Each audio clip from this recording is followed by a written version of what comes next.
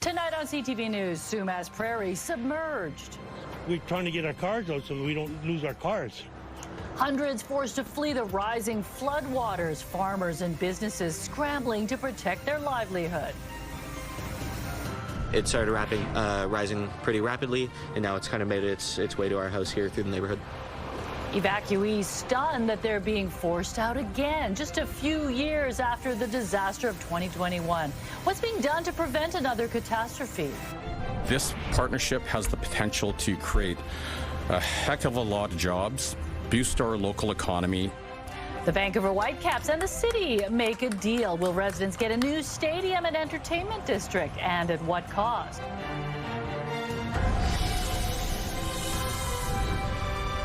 This is CTV News with me, Jung Lee. Nature is powerful and it will do whatever it wants, so the best we can do is hope. We are not yet through this emergency. New video from the air shows the widespread devastation in the Fraser Valley after the Nooksack River just across the border from Abbotsford spilled over. Farms in Sumas Prairie have been turned into lakes. Thousands of properties are under evacuation alert after the south coast was hammered by heavy rains that triggered local states of emergency. Good evening. Thanks for joining us. It will be another stressful night for people who have been forced out of their homes because of flooding. More than 400 properties are under evacuation order. The hardest hit area, Sumas Prairie in Abbotsford, much of it underwater. CTV's Michelle Bernoro starts us off on our coverage. She's live in the community of Huntington in Abbotsford. Michelle, what's the latest? Jung, as you can see, the floodwaters have crept into this subdivision here. The situation has been changing all day here. We would be down one road looking at the waters coming across, and the next moment things would go so fast that police were moving people out of that area. We were there as those waters first came across the border from Sumas, Washington here. It was hard to believe. It happened so fast, the flooding in Sumas, Washington, that sent water pouring onto our side of the border into Abbotsford. It began Thursday morning as the floodwaters on the U.S. side suddenly began rising. Probably came up a foot and a half in the last 15, 20 minutes. And then in an instant, the water coming across the border and beginning to cover a roadway in Abbotsford. Forklifts quickly moving huge sandbags into place, but they were no match for the relentless floodwaters that just kept pouring over. You can see we're trying to get our cars out so we don't lose our cars. I mean, look, you can see 20 minutes ago there was nothing there. Everyone on the street needs to move back to 2nd and B Street, please. Police telling everyone to leave the area. So it's only been about an hour and 20 minutes since the water started coming across from Sumas, Washington into Abbotsford. And you can see now that this road behind me is almost completely covered. And then over here you can see how the water has come right across past those barns and over the railway tracks. It's starting to seep over now. Some Sumas Prairie residents were told to get out last night. About 1 to 1:30 in the morning, Abbotsford Fire Rescue came by, knocked on our door, woke us up and told us that there was an order in place and that we were to leave. As evacuation orders expanded, police went door to door in a subdivision along the border to alert people. Some had already done sandbagging. Meanwhile, worried farmers, the adrenaline's pumping. I didn't sleep much at all. Are hoping for the best, but bracing for the worst. We're expecting waters to rise drastically today. He's already moved dozens of heifers from this barn, which flooded during the devastating floods of 2021. We need pump stations. We need like a drainage channel, or we need the Americans to pull up their socks and make some repairs on their side. By early afternoon, some Sumas Prairie residents wading through floodwaters, and some fields and roadways now look like lakes. We spoke to a number of farmers today, all under evacuation order, but they are not leaving their property. They say they need to stay and care for their animals. They are doing what they can to protect them. Some chicken farmers, I understand, sandbagging around their properties, really anything that they feel that they can do to try and stop these waters from coming in. But the people I spoke to today, again, expressing frustration that more hasn't been done on the west side of Sumas Prairie to protect these farms from the floods. Mijung? Michelle Bernoro reporting live tonight from Abbotsford.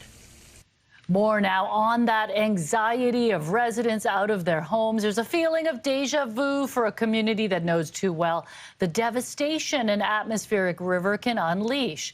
They didn't expect so much damage just a few years after the catastrophe of 2021. CTV's Yasmin Gandam has the story. Roads drenched in water flowing into people's properties. But then it started rising pretty rapidly, and now it's kind of made its way to our house here through the neighborhood. It's a sight all too familiar after catastrophic flooding hammered the region just 4 years ago. I think last time they said it's like a 1 in every 100 year kind of thing, and so to have it again just 4 years later kind of sucks. Hundreds of properties remain under an evacuation order as police go door to door asking people to pack up, some already loading up their cars and driving away. We will do whatever it takes to protect people and communities, because in moments like these, no one stands alone. And this block of businesses on Whitecaps Road, a ghost town with notices posted on their doors. The city of Abbotsford declared a local state of emergency, and the flooding has triggered rock slides, one of them in Hope. There was a couple vehicles got damaged in the slide. Nobody was injured, fortunately, and the district crew will be out there with getting a geotech done today. A flood warning, the highest alert issued by BC's River Forecast Centre, remains in effect for the Fraser Valley. If you're living in an area that is at risk of flooding, you should have a grab-and-go bag ready for everyone in your household, including pets, particularly if you are under evacuation alert. Water levels are rising behind me here, just steps away from Seamath Elementary School that is now closed until further notice due to poor road conditions. The city of Abbotsford also issued an evacuation order for the neighborhood surrounding the school. And I want to emphasize that we are not yet through this emergency. The province warning anyone who doesn't need to travel to the Fraser Valley to avoid doing so. Yasmin Gandam, CTV News, Abbotsford. 5 people and 4 dogs had to be rescued overnight after getting trapped on an island on the flooded Chilliwack River. The group was camping out on the island when disaster struck. Chilliwack Search and Rescue says it responded with 20 members, including a raft team and swiftwater specialists. For hours, the team tried to reach the island, only to determine there was no safe way. The stranded individuals thought they could stick it out until the morning, but their tune quickly changed. Condition did deteriorate a little bit over the course of the next few hours, which resulted in us calling North Shore Rescue and Talon helicopters. North Shore Rescue was able to hoist all 5 people and their dogs off the island. Everyone got out safely and no rescuers were hurt. South of the border, flooding has forced thousands from their homes in Whitecaps County. Heavy, relentless rain pushed the Nooksack River over its banks, inundating streets and businesses in the border city of Sumas. The border crossing there has been shut down, and all residents were ordered to evacuate this afternoon. Coast Guard crews have rescued around 30 people by boat and helicopter. So we got the people out yesterday as much as possible, and then this morning the water showed up probably about 8 o'clock. We thought it'd be a little sooner than that, but it was kind of slow. But when it came, it was once again a lot of water in a hurry. Several people were rescued after spending hours trapped inside one flooded home. Officials are calling this one of the worst floods since 2021. No fatalities have been reported. The Premier is monitoring the situation in the Fraser Valley and says the province has been able to respond much faster than in 2021. It's really scary right now for a lot of people, especially in the Sumas Prairie area where they've seen this before and recently. Incredibly nerve-wracking for them because of the investments in the equipment to be able to predict river flows. We've been able to move much faster than we were in 2021. And the Barrowtown pump station is better protected than it was.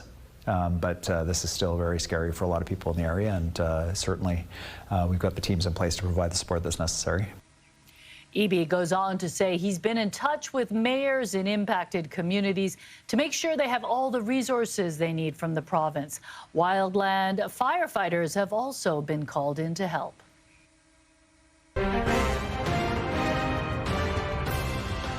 As the province grapples with the ongoing flooding situation, major routes remain shut down. CTV's Craig Krause is following this in the Breaking News Center. Craig, what should drivers know? Well, Mi-Jung, any traffic going in the direction of Hope is being redirected. We're going to go through some of the major closures tonight, and we will begin here. As you can see on your screens right now, Highway 1 just east of Bridal Falls. You can see that crews are working to clear the debris from the eastbound lanes and divert that water flow away from the road. And late this afternoon, the Coquihalla reopened in both directions between Hope and Merritt, but Highway 3 remains blocked both ways between those two communities. And if anyone is heading in that direction tonight or even tomorrow morning, we are expecting an update on all of this from the province at the top of the hour, so stay tuned for that. Mi-Jung. Okay, thanks for this update, Craig. And let's check in with weather specialist Ann Liu, who is on the North Shore. The torrential rain, and at least it took a pause today, but they're still dealing with the after effects. Yes, that is right. Over 100 millimeters fell in Hope, but right now we're starting to see some sprinkles after a dry day here at the Shipyards Christmas Market. It wouldn't be Christmas without Santa Claus himself. Look at that, and he even brought me a gift. Oh my goodness, look at this, Mi-Jung. Oh yeah, funnel cake. He knows that the way through my heart is through my stomach. Thank you so much, Santa.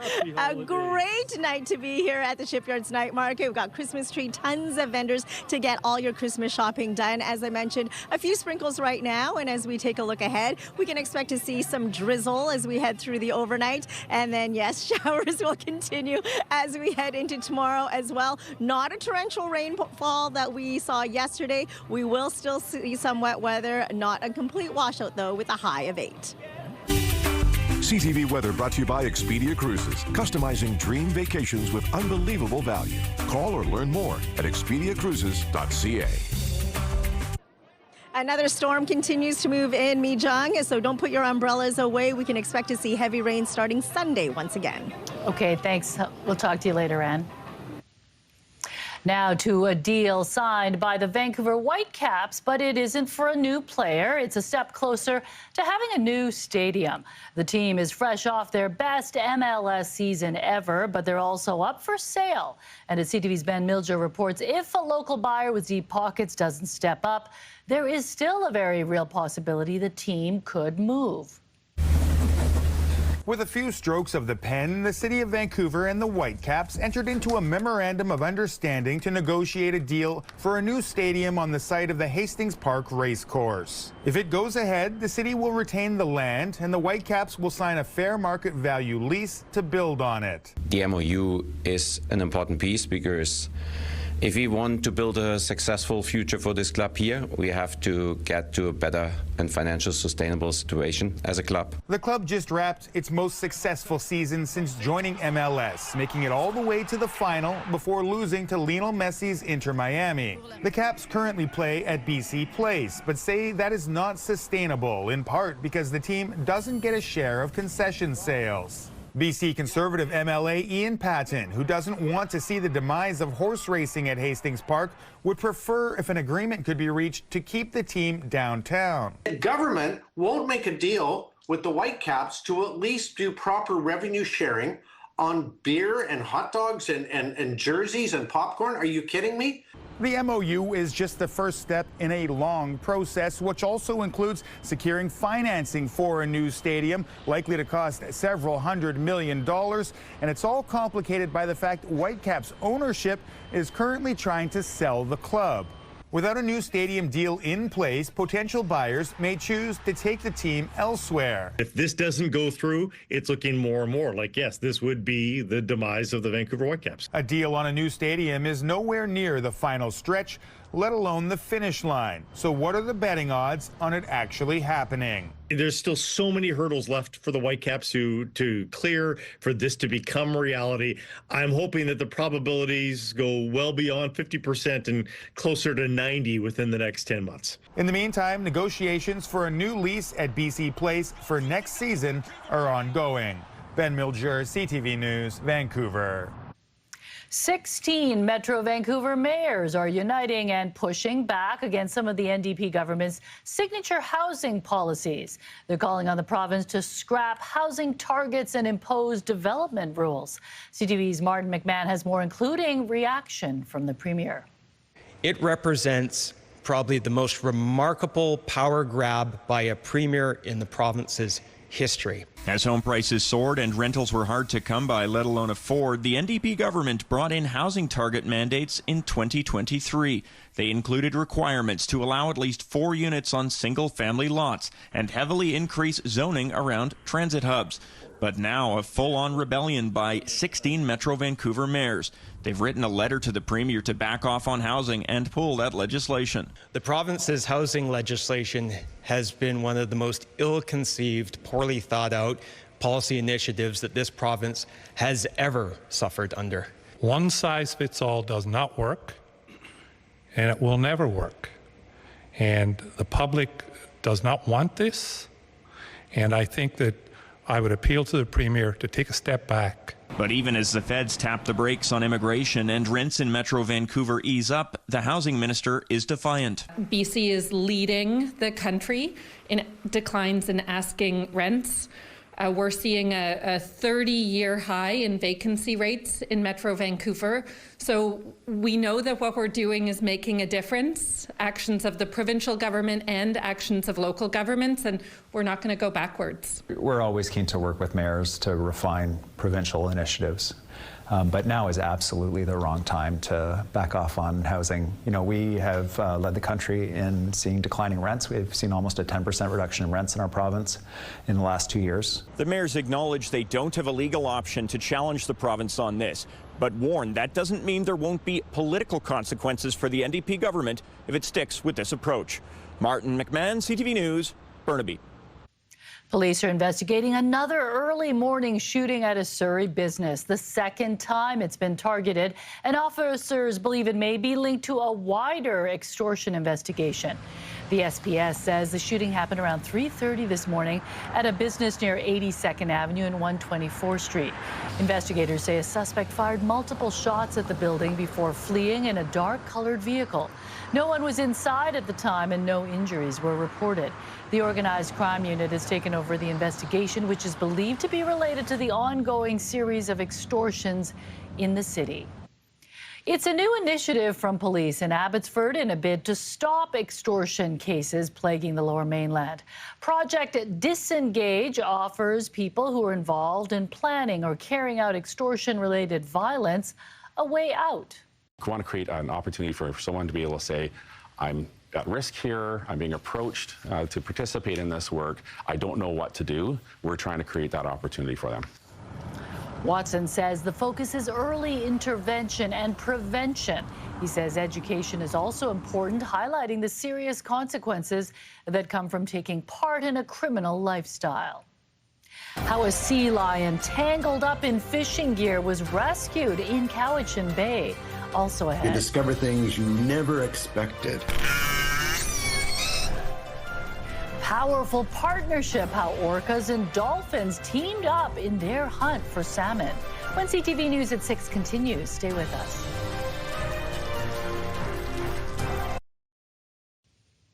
A new scientific journal is showing that resident killer whales and dolphins have developed a unique bond, and they are teaming up, working together to hunt their prey.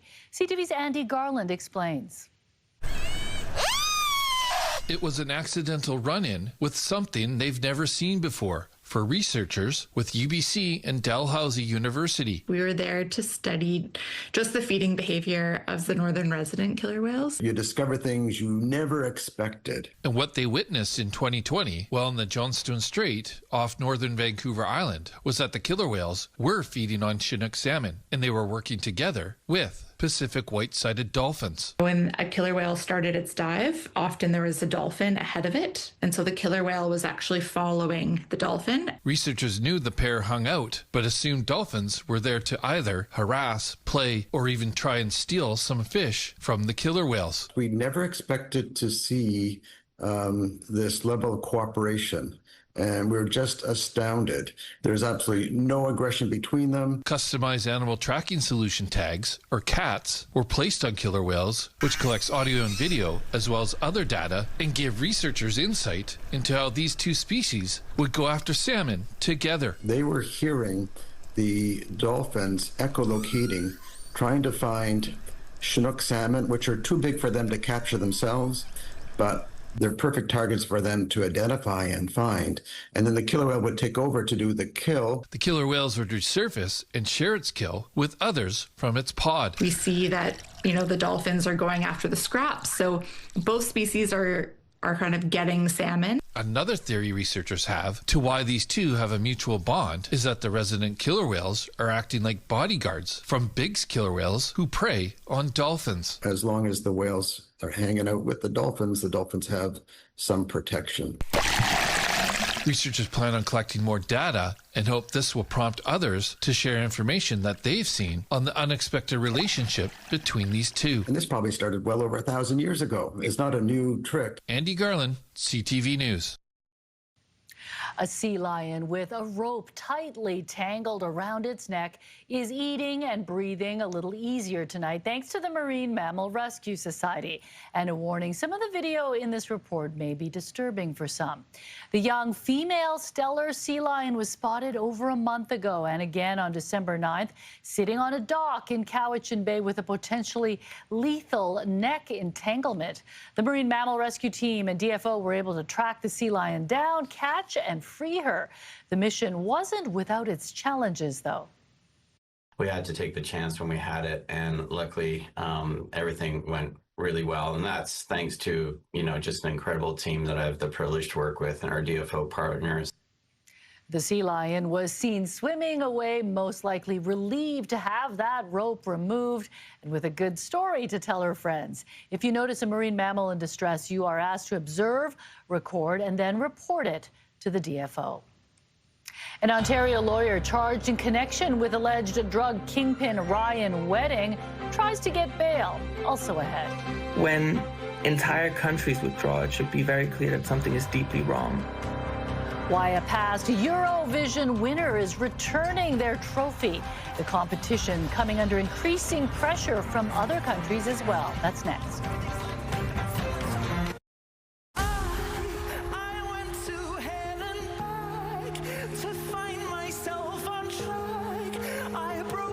Swiss artist Nemo, who won the 2024 edition of Europe's biggest music competition, says they will return the winner's trophy over Israel's inclusion in the 2026 edition.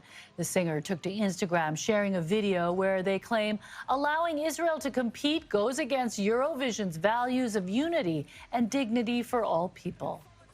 When entire countries withdraw, it should be very clear that something is deeply wrong. And that's why I decided that I'm sending this trophy back to the EBU headquarters in Geneva with gratitude. Spain, the Netherlands, Ireland, Slovenia, and Iceland have all announced they are boycotting Eurovision 2026, which is being held in Vienna in May.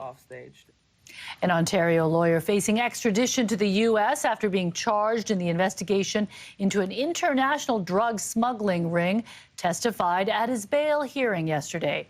Deepak Paradkar is offering to turn over his passport to the RCMP, submit to GPS monitoring, and put up $5 million. He's one of several Canadians arrested by the FBI as part of a probe targeting a narcotics operation allegedly run by former Olympian Ryan Wedding. Paradkar is accused of advising Wedding to kill a federal witness. The allegations have not been tested in court.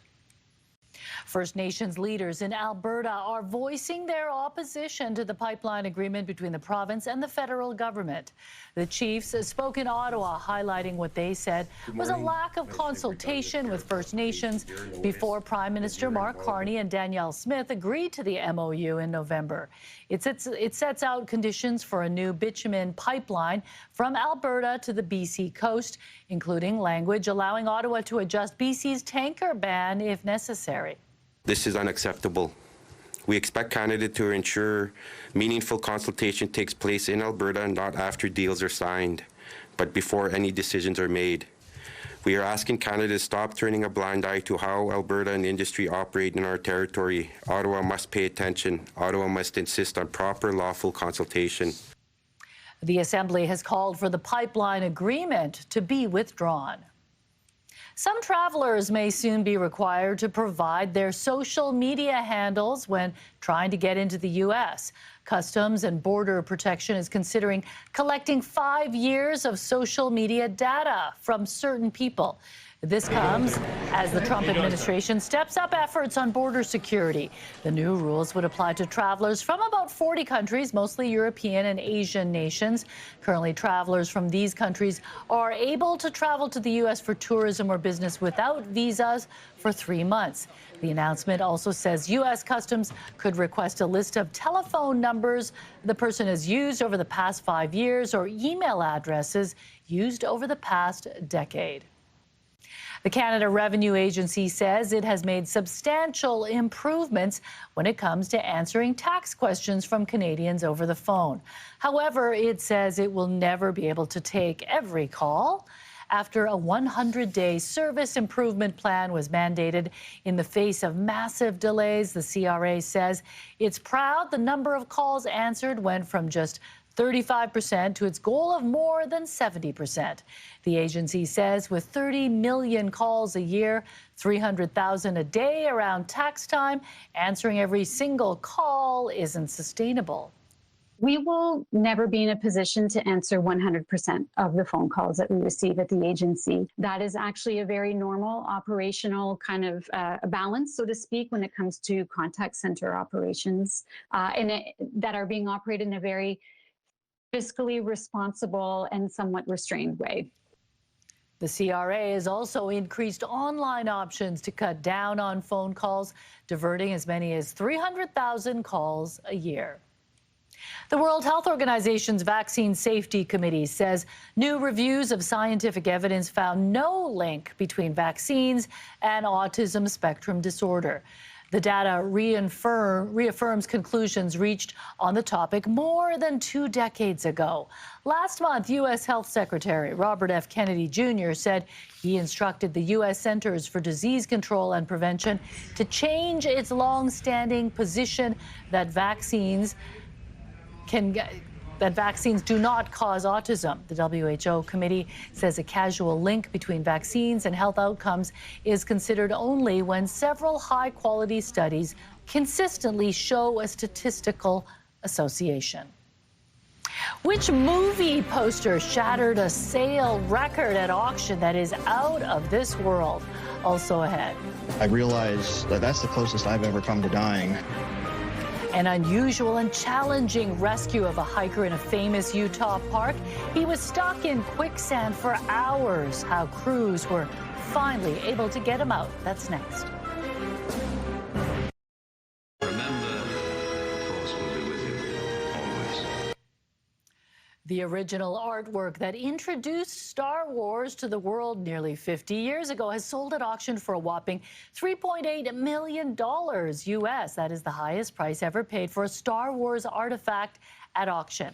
The sale also shattered the record for the most money ever paid for movie poster art. A hiker who got trapped in quicksand for hours is now safe thanks to his preparation and rescuers who answered the call. The man was traversing a small canyon in Utah's Arches National Park when he sank up to his thigh. Unable to free himself, the hiker activated an emergency satellite beacon. Emergency responders were able to find the hiker with help from a drone. The rescue that unfolded involved shovels, a ladder, and traction boards. By the time the hiker was freed, he had spent hours stuck in sub-zero temperatures. I realize that that's the closest I've ever come to dying. I literally owe my life to them. Rescuers warmed the hiker up until he could stand, then walk. He then hiked out on his own, even carrying his backpack, determined to finish the second day of his 32-kilometer trek. A couple of young bears at a zoo gave some visitors quite the show that you have to seesaw to believe. The two young Andean bears were seen playing with the long branch hanging from the tree. The 4-year-old male on the right even starts to pull down, letting the 2-year-old female on the left jump up and down while hanging on. The zoo director says the young bears are naturally curious and the playful behavior is in line with their instinct to explore their surroundings. Let's go back to Anne. Those bears actually look human. They're so adorable. But Anne, you're at a great spot right now, and the rain is holding off for the most part, right?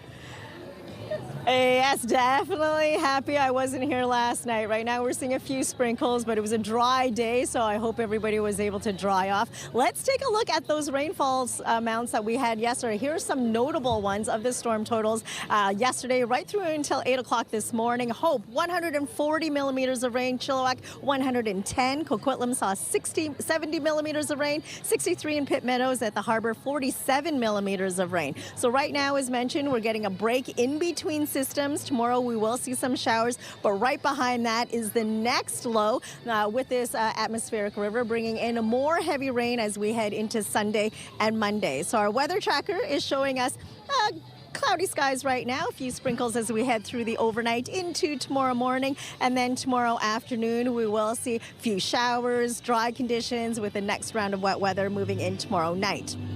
For the North Island, it's going to be a soggy day. You'll see periods of rain for Port Hardy, Campbell River, and Comox. Temperatures between 7 and 8 degrees. That's what you can expect for the South Island. From Tofino right down to Victoria, still balmy. Temperatures between 7 and 11. It'll be soggy for the Sunshine Coast. Periods of rain and 8. Same story up the Sea to Sky Highway. 6 for Squamish, 3 for Whistler, and for us across the lower mainland, we're looking at showers with temperatures between 8 and 9 degrees. Slight chance of early morning showers on Saturday, cloudy skies, and then the rain returns for Sunday. Heavy rain expected on Monday.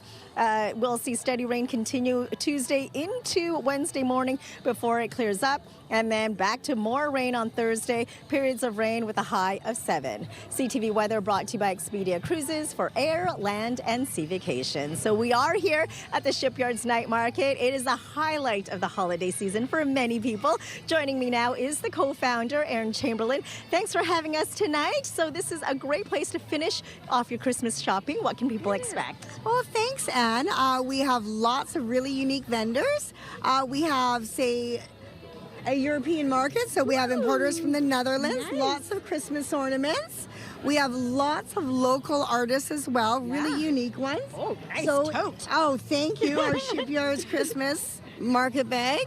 We have some lovely mead wine from Salt Spring Island, so if you're sitting around the Christmas tree. And speaking of Christmas tree, we have a wonderful vendor from Port Alberni called Force for Dinner. This is pickled spruce tips. This was your Christmas tree back in April, and they make wonderful charcuterie boards and things for charcuterie. So lots of yummy food and yummy treats. And so for all the procrastinators out there, they can continue to shop until when? Christmas Eve, 8 p.m. And it's a great place to come down for Christmas Eve with the family. That's amazing. And the best part is, it's free, believe it or not. So head on to the Sea Bus, come on down to the Shipyards Night Market. And I know I'm done my Christmas shopping, Mi Jung, but I can always still shop here. And you can shop for yourself. It would be great to support all those wonderful local artisans there.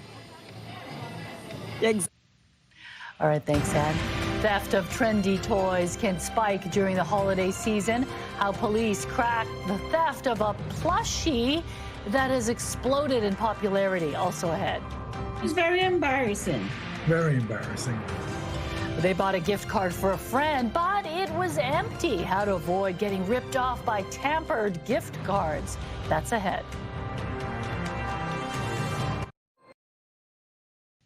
An Ontario woman has been charged in connection with a major toy theft investigation where dozens of stolen Jellycat toys were seized.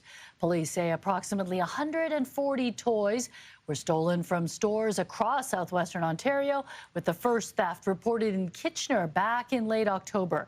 Investigators say the same business was targeted again earlier this month. A search warrant carried out at a Guelph home last week led to the seizure of the toys, most of which were Jellycat stuffies with an estimated value of $7,500. Female suspect entered the store, selected numerous Jellycat stuffed toys, concealed them, and exited the store. Patrol officers attended. They were able to obtain CCTV footage of the suspect and a vehicle that the suspect fled in. A 52-year-old woman is facing multiple theft-related charges. Police say the investigation is ongoing. Gift cards are a popular present over the holidays and a billion-dollar business. The vast majority are given and received without any trouble, but it's no surprise criminals want a piece of the action. So you could end up with a gift card that turns out to be empty, and it can take months to get your money back. Here's CTV's Pat Foran. Gift cards are an easy way to show your appreciation for a family member or friend, but sometimes criminals are able to tamper with them and drain their balances before you get a chance to use them. It's very embarrassing. Very embarrassing. Peter and Elaine Terry of Toronto bought their good friend a gift card for the LCBO. He received it a month ago, but when he went to use the $100 gift card, it was empty. He called and said he'd been to the LCBO to use the gift card, and they told him it had a zero balance. The Terrys purchased the gift card at Shoppers Drug Mart and weren't sure why there was a problem. What followed was almost a month of being bounced back and forth between Shoppers and the LCBO, with neither side offering a refund. I think Shoppers should reimburse you your money because you paid for it there. Gift card fraud can take different forms, but generally criminals go to a store, copy the card number and bar activation code, then reseal the package. They may also place fake barcode stickers on the cards. When the card is activated, money that's added goes to the scammer instead of the gift card holder. Always inspect gift card packaging carefully. You want to avoid getting cards that may have been tampered with, and one way to do that is look for ones that have more secure packaging or are perhaps behind the counter. When CTV News reached out to Shoppers, its parent company Loblaw said, "Our teams are trained to recognize tampering and other fraudulent situations involving gift cards, doing their best to intercept suspicious transactions before purchase." That said, we understand this is a frustrating experience for customers. Loblaw made it right with the Terrys in record time, giving them back $100 cash. We got our money back, Pat, after we spoke with you yesterday within 2.5 hours, thanks to you and CTV. Pat Foran, CTV News. Time magazine has selected its Person of the Year for 2025, and like most things nowadays, it's connected to AI.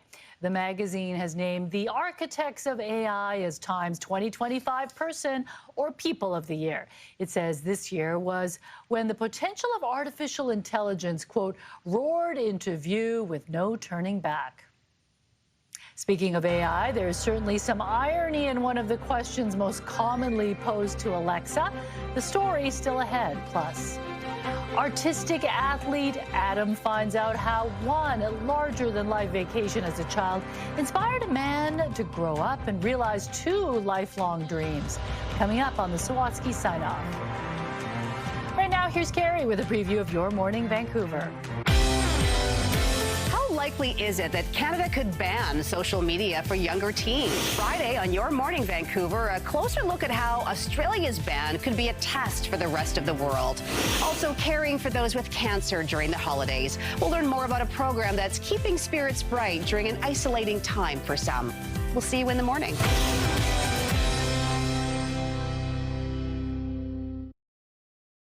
Against his former team. Dishes off, top shoots and scores. And the Sabres. The struggling Vancouver Canucks end their 4-game homestand tonight against the only slightly better Buffalo Sabres. Buffalo is coming off an overtime win in Edmonton, while the Canucks were shut out 4-0 by Detroit on Monday. Both teams sit at the bottom of their conferences. The puck drops just after 7. Applications for the latest batch of World Cup tickets started today. The lottery also includes select tickets for anyone with a Canada Red membership through Canada Soccer. But tickets for Canada's group stage matches in Vancouver won't be cheap, running between $370 and $980. You have until January 13th to apply, with the results of the draw being announced no earlier than February 5th. Canada plays 2 group stage matches at BC Place against Qatar on June 18th and Switzerland on June 24th. Hey Alexa, what were the most asked questions of 2025? Amazon is sharing what topped the list. Ironically, the AI assistant had to answer the question, what does AI mean?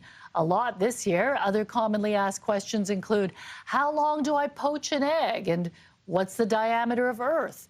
Users were also very curious about the height and spouses of celebrities. And Alexa was asked to play a lot of songs by Taylor Swift, Bruno Mars, and the soundtrack of K-pop Demon Hunters. Did you ask any of those questions? No, I've never done the Alexa thing. Siri, though, maybe heights and whatnot, but never the diameter of the Earth. No, but Siri, I think I have asked about poaching an egg. Oh, okay. Because that's important. You got to get the right timing on that, right? Of course. Okay, an Australian man got quite the shock from watching his pet cam when he saw his dog had let some of his farm animals into the living room of his rural home.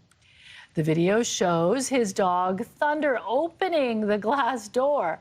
Soon after, Sue the steer wanders in, followed by Cricket the horse.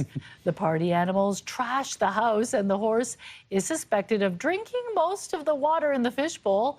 The owner was out for dinner at the time, but says all the animals made it back outside safely. Amazing.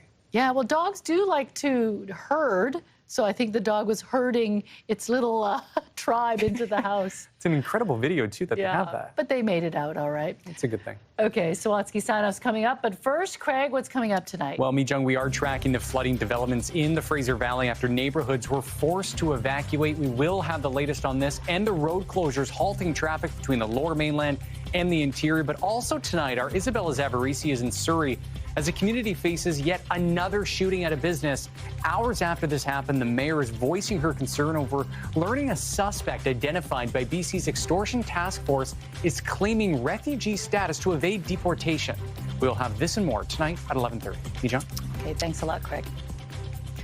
A family trip captured with a disposable camera inspired one boy to dream big.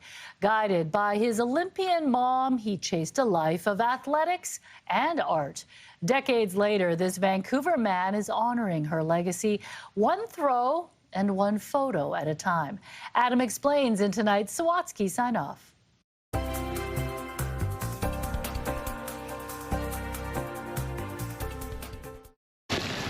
Before he started taking photos with his professional camera, Andy White was focusing a disposable one on the vacation that changed his life. It just turned out to be this larger-than-life experience. Then 10-year-old Andy attended the Olympics in Sydney because his mom had been on the national track and field team and found himself captivated by the javelin.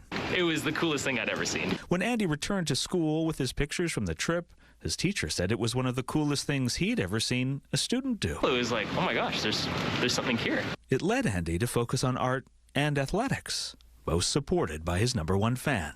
My mom always wanted me to follow my dreams. That was her wish for me her whole life. But when her life was cut short by cancer, Andy's dreams felt diminished until he bought this used camera on a road trip to the desert with his dad. And we're learning how to, to be father and son with just the two of us. And discovering that he could take pictures like this, the sort of images that won Andy his first National Photography Award. But striving to qualify for the national sports team proved to be more challenging. I had a qualifying period to throw a certain distance. I hadn't done it yet. I had 1 weekend left. So Andy attempted to drive between 2 provinces in one day to attend his last chance match when this happened. I got attacked by a crazy man smashing a log. The police came, took care of him. I was completely rattled, but I had a track meet to throw at. So Andy soldiered on and ended up winning his first 2 national competitions after earning his first spot on the same team his mom was once on. This is my mom's Team Canada jersey. and I got to put it with mine, which I thought was really special, that I got to honor her in following my dreams, because that's what she wanted for me. That her boy grew up to never give up on realizing his dream of being both an accomplished athlete and professional photographer. It was such an important lesson. It's not over till it's over, and keep going. So much so I have that tattooed on my arm. Adam Swatsky, CTV News, Vancouver.